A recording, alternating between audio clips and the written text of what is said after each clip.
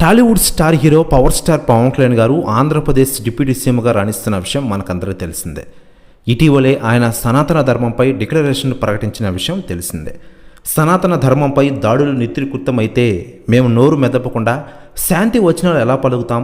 ఒక అల్లా గురించో మహమ్మద్ ప్రవక్త గురించో తప్పుడు మాట్లాడితే దేశాన్ని తగలబెట్టేస్తారు, ప్రపంచవ్యాప్తంగా గగ్గులు పెట్టేస్తారు.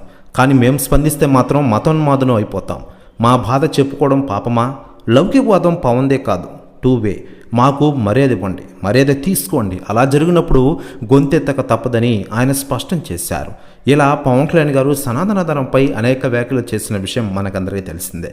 మరోవైపు పవన్ కళ్యాణ్ గారి వారాహి డిక్లరేషన్పై తాజాగా రాజకీయ నాయకులు స్పందిస్తుండగా తాజాగా ప్రధాని నరేంద్ర మోడీ గారు స్పందించారట. ఆయన మాట్లాడుతూ పవన్ కళ్యాణ్ గారు ఈరోజు ఆంధ్రప్రదేశ్ డిప్యూటీ సీఎం హోదాలో సనాతన ధర్మంపై డిక్లరేషన్ను ప్రజలకు వివరించే విధంగా తిరుపతిలో ప్రకటించిన తీరు అందరినీ ఆశ్చర్యపరుస్తోంది. ఇలా పవన్ కళ్యాణ్ గారు డిక్లరేషన్ ఉండడం చాలా అభినందనీయ విషయం అంటూ సంచలన వ్యాఖ్యలు చేశారట మోడీ గారు. ప్రస్తుతం వ్యాఖ్యలు వైరల్ అవుతున్నాయి టోటల్ ఆంధ్రప్రదేశ్ రాష్ట్ర రాజకీయాల్లో. మరోవైపు సనాతన ధర్మ పరిరక్షణ కోసం రాజకీయ స్థాయిని, అధికారాన్ని, పదవులను పోగొట్టుకోవడానికి కూడా సిద్ధమే అంటూ పవన్ కళ్యాణ్ గారు సంచలన వ్యాఖ్యలు చేసిన విషయం మనకందరికీ తెలిసిందే.